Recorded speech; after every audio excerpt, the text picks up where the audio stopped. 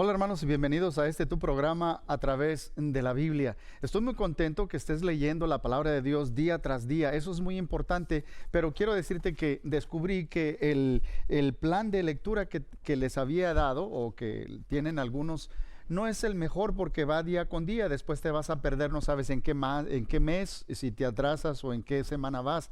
Hemos formulado uno nuevo que tiene encuadrado que es cada semana lo que hay que leer y también tiene la fecha del año en la que vamos. Así, en este día del año, estoy ahorita en febrero, en el día 7, 8, 9, 10, 11, el que sea, puedes saber qué capítulos leer. Así que esta la vamos a tener afuera del lugar de reunión este próximo domingo, y también la vamos a poner en un QR code donde lo puedas bajar y tener y seguir leyendo. De hecho, esta semana, en este estudio específicamente, como no grabamos uno debido al hielo que cayó, a la tormenta invernal que tuvimos y el edificio estuvo cerrado, ahora en esta lección voy a cubrir desde Éxodo, donde nos habíamos quedado desde el capítulo 6, y la semana que no grabé era hasta Éxodo 34 al 36.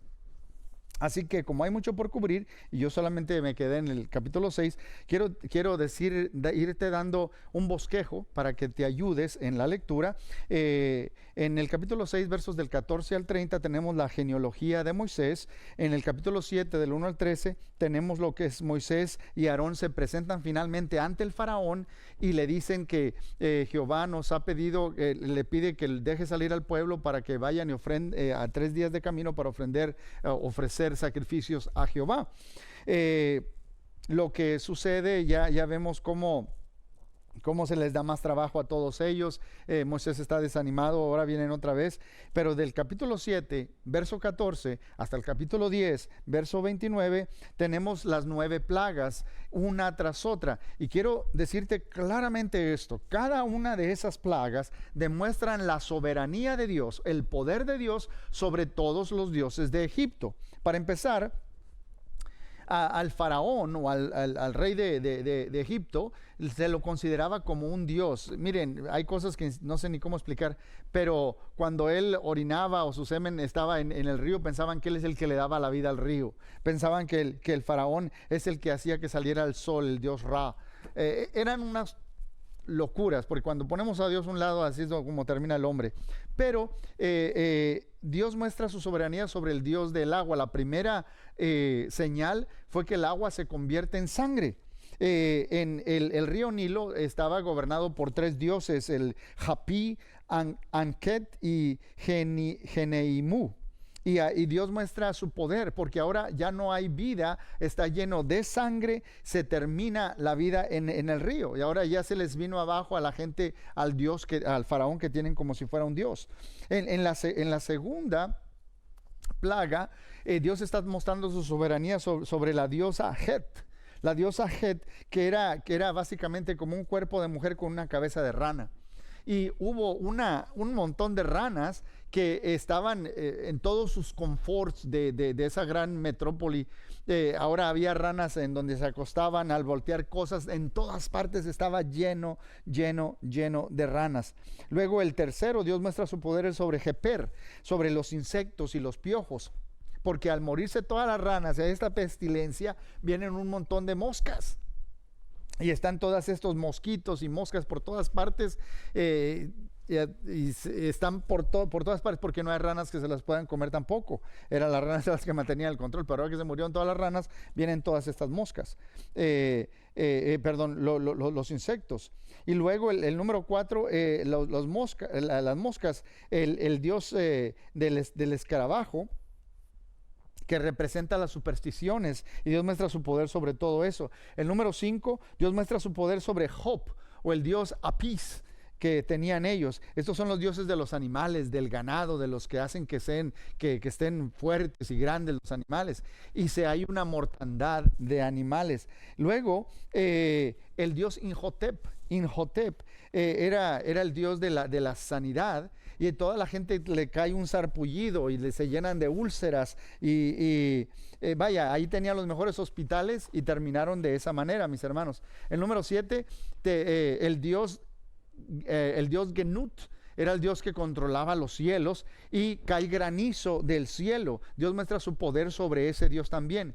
Luego la octava son las langostas, unos chapulines pero grandes, cafés así enormes, y era langostas por todas partes. Era Dios mostrando su poder sobre el Dios Seth, el Dios de la cosecha. Pues ahora no van a cosechar nada porque vino la langosta y se comió todo.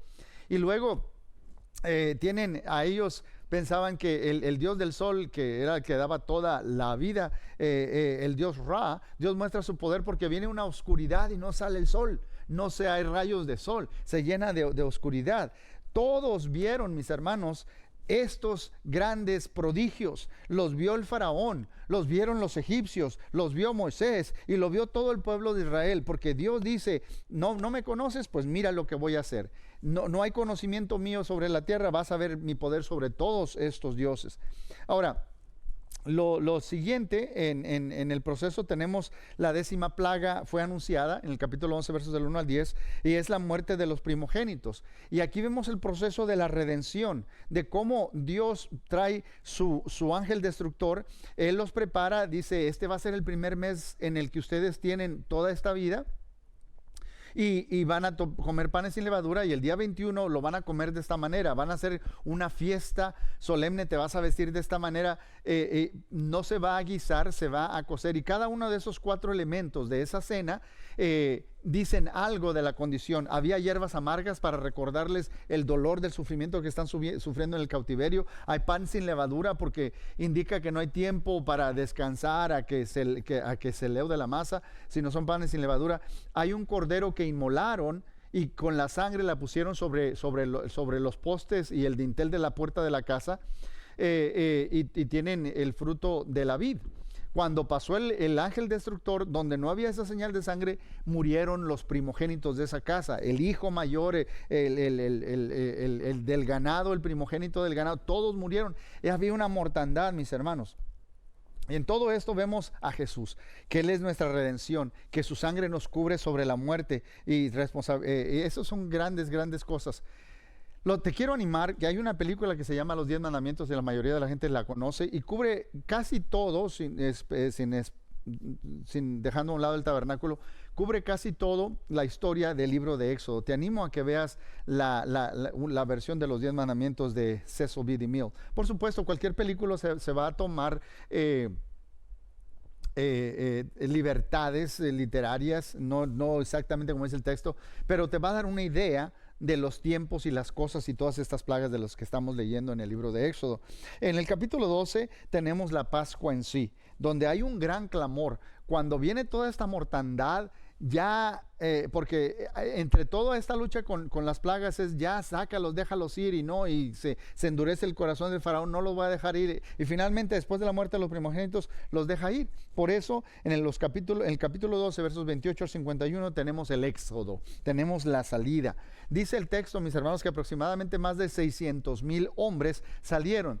Si nada más hay 600,000 hombres, por ende creo que tiene que haber más o menos igual de mujeres, ya son 1,200,000, y si por cada familia hay mínimo 1 o 2 hijos, pues ya estamos en 2 millones de personas. Casi 2 millones de personas están saliendo en este éxodo, mis hermanos. Y yo quiero que veamos, cuando están leyendo ustedes, cómo Dios los guía, porque no los lleva directamente a donde quiere que vayan, sino los lleva por otro camino más largo. Ellos no están listos para la tierra prometida, y la tierra prometida no está lista para ellos. Es un proceso. En el capítulo 13, versos del 1 al 13, vemos la consagración de los primogénitos. Ya que todos los primogénitos murió, Dios los rescata y ahora ellos tienen que consagrar a los primogénitos. En el capítulo 13, versos 17 al 14, 31, los vemos cruzando el Mar Rojo. Llegan hasta cierto lugar, mis hermanos, están frente al mar. Por cierto, cuando se fueron con joyas, se fueron con anillos, aretes. La gente les dice, ya váyanse, y les daban de las cosas que tenían de oro para que se fueran. Entonces se van cargados. Pero llegan y está el mar. Faraón dice, ahora voy por ellos y voy a cobrar venganza. Pero cuando viene, imagínense, montones de, vamos a llamarlos tanques de guerra, pero son carros tirados por caballos y con gente de lanza de guerra. Y viene todo el ejército a destruirlos. La muerte viene tras ellos Pero Dios ponía una columna de fuego para que no pasen. Y luego dice Moisés, ¿yo qué voy a hacer? Dile al pueblo que marche. Se separan las aguas, se hacen unas columnas, pasa el pueblo por todo el mar. Después se quita esa columna, vienen toda la gente de a caballo, todos los guerreros de Faraón. Faraón se queda en la orilla, por cierto, allá atrás. Y luego se caen las columnas de agua y quedan todos ahogados y hay cuerpos en la playa del otro lado. Y empieza la gran celebración y la gran fiesta. En el capítulo 15, versos del 1 al 21, del 1 al 21, perdón, está la celebración donde cantan ese canto de Moisés, que no sé si se acuerda cuando leyó el Apocalipsis, ese canto de Moisés de liberación, de sanidad, de cómo Dios ha echado al enemigo en las aguas, a los carros y a los caballos de todo, y nos ha dado liberación, nos ha dado vida. Pasaron de muerte a vida y ahora tienen todo esto. Bien, en el capítulo 15, desde el versículo 22 hasta el capítulo 19, verso 2, tenemos el viaje desde que pasaron hasta bajar a la península del Sinaí. El capítulo 15, versos 22 al 27, este es el viaje. Pasan de donde están ahí en la orilla del mar hasta Elim. En el capítulo 16, versos del 1 al 36, van de Elim al desierto de Sin. En el capítulo 17, todo el capítulo 17, van de Sin a Refidim. Y luego en el capítulo 18, todo el capítulo 18, vemos la familia de Moisés. Y luego en el capítulo 19, del 1 y 2, vemos que van de Refidim a Sinaí. Y llegan finalmente al monte. En ese proceso suceden varias cosas, mis hermanos, son cosas importantes. La gente empieza a quejarse.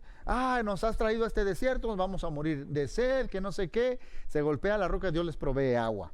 Y podría decir muchos detalles, pero por cuestiones de tiempo voy al punto. Dios les da agua en el desierto.